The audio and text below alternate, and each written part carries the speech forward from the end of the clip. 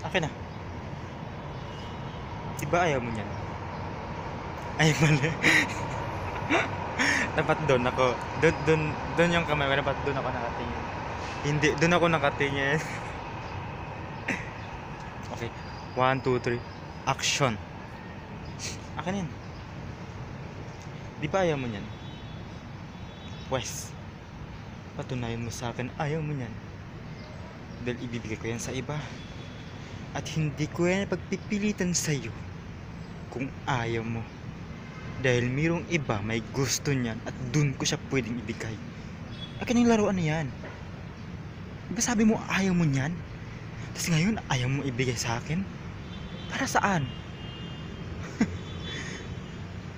Well, wala akong magawa.